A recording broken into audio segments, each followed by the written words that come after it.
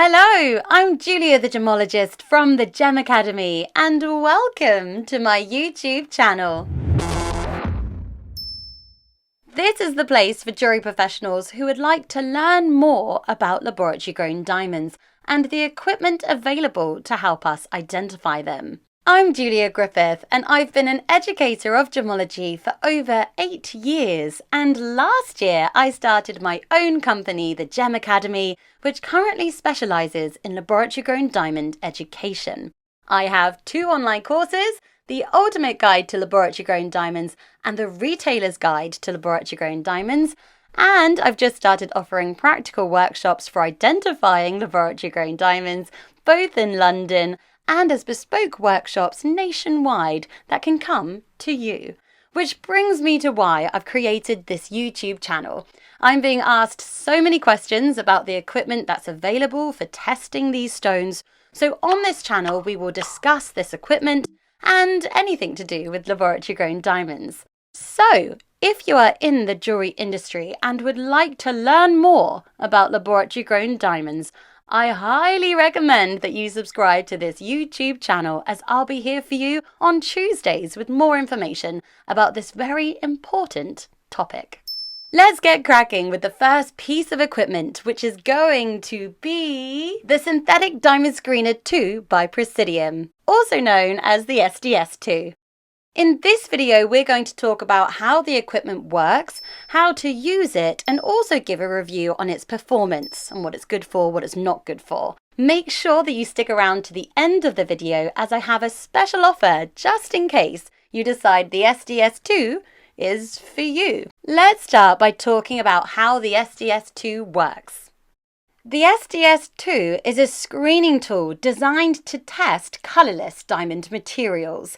It can positively identify colourless diamonds that are definitely natural, and all colourless laboratory-grown diamonds and a small portion of natural diamonds will be referred for further testing. It does this by testing the stone's transparency to shortwave UV light. By doing this, it can separate colourless diamonds into 2 diamond types, either type 1 or type 2. Now, this is interesting because all type 1 colourless diamonds are natural. So there's your result. You can then move on with your life. Conversely, when a colourless diamond tests as a type 2 diamond, it could be natural or it could be a laboratory-grown diamond. In this instance, we have more work to do to get a conclusion. So this can be a really easy, quick and simple test. Let me show you how the SDS II works. To use the SDS II, we turn it on with this button. And once it's warmed up, we can open the lid and position our stone. On the inside, there is a little arm that can be moved up and down by using the lever on the side. The arm contains the light source of shortwave UV. The stone you wish to test will be placed underneath it, on top of the hole that's on the platform. Place the stone on top of this hole and lower the arm on to fix it in position. Inside this machine there is a detector. This is going to allow the machine to detect whether the stone is absorbing or transmitting shortwave UV light, which is how it separates the diamond types. Type 1 diamonds absorb shortwave UV, type 2 diamonds transmit shortwave UV.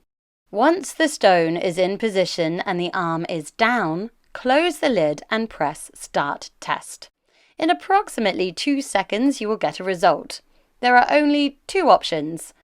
Type 1 diamonds will get the result natural, which is going to be correct as long as the stone is indeed a diamond and as long as it's within the specified colour range by Presidium. This is a common result for natural diamonds, as approximately 98% are type 1A.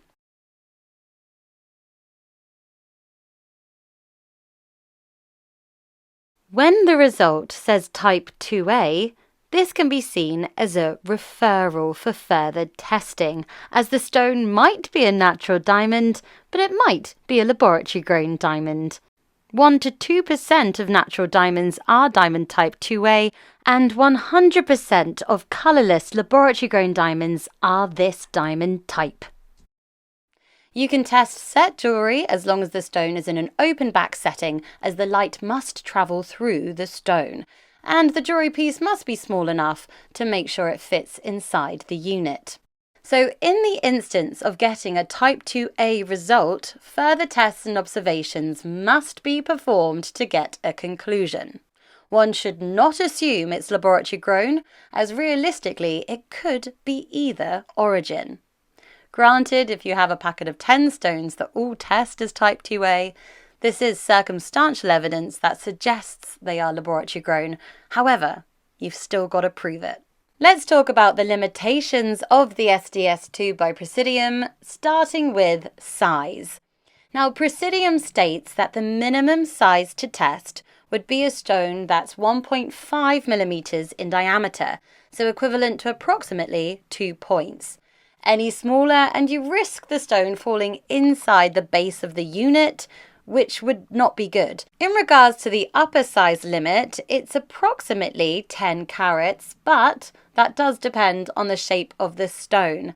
The manual by Presidium states the depth limit is 5 millimeters. Any deeper and the light source may not reach the detector. Let's talk colour. As I mentioned, the SDS II is designed for colourless stones, so this covers D to J in colour range. But really, this is only to simplify the results to make it easier to use for the masses. From testing my own collection, I've found that this equipment can accurately categorise diamond types for a larger range of colour all the way into the tinted range. It's only when the diamonds have a lot of colour, particularly if it's yellow, that the automated results of natural and Type 2A no longer make sense and therefore are inaccurate. If one has a thorough understanding of diamond types, you could test and gain information on a greater range of colours. Simulants! We must talk simulants. This machine only has 2 result options, natural and Type 2A. And the machine assumes that you're testing a diamond. So therefore, simulants can only get one of these 2 results, so you must identify your simulants separately to using this machine. Now, most simulants, including synthetic moissanite, cubic zirconia, and zircon, get a natural result. The only thing it's telling you is that it's absorbing shortwave UV. My advice is to identify the stone as a diamond before you go ahead trying to figure out anything else. So whether it's natural, laboratory grown, we only put that effort in if we definitely know the stone is a diamond material. The last limitation I want to talk about is dirt, the pain of a gemologist's life. If the stone is dirty, the SDS II often refers it as a Type 2A diamond, even if it's a Type 1. So my tip is to double check all Type 2A results, just in case your stone has a bit of grease on it. So really what I'm saying is just because it says Type 2A, it might not be. Check it again. Let's now review this equipment and talk about what the SDS II is good for. The SDS II is great for loose stones or single stone rings and pendants. The SDS II is not so good for testing large numbers of melee.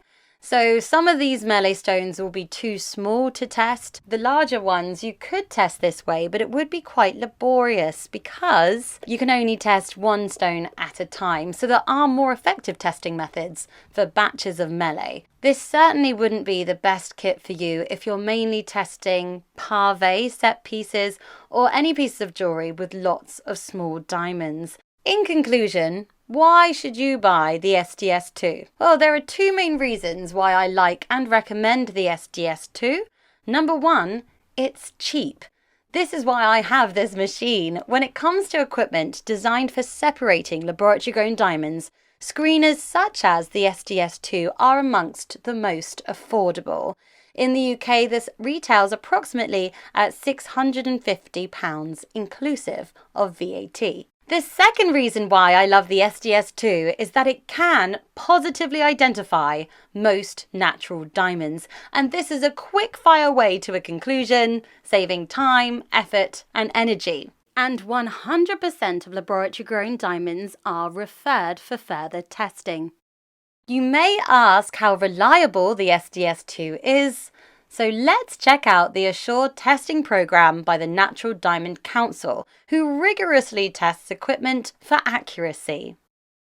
As you can see, the SDS II tested as giving no false positives for natural diamonds, which is excellent. That means if the machine says it's natural, as long as it is a diamond, then this is an accurate result. The referred result, which are the natural diamonds that tested as Type 2A diamonds, states 15.5%. Now, this figure does us no harm, it just means that some stones that are natural will be referred. Now, I've included the link to the Assure testing program in the descriptions of the video below. Now, what you've been waiting for! If you want an SDS-II, I have a special limited time 10% discount code just for you, which is listed here, JGSDS2. You can use the link below. This will take you to the official Presidium website where you can purchase one of these for yourself. Presidium HQ is based in Singapore, and this equipment will be listed in Singapore dollars.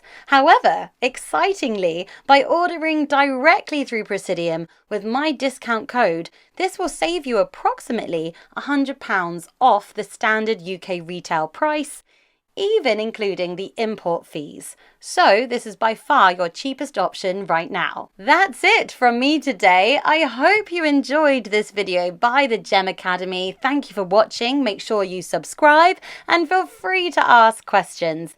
And I'll see you next Tuesday for another equipment video, as Presidium is sending me the new Presidium ARI, which I can't wait to try. So subscribe and I'll see you next week.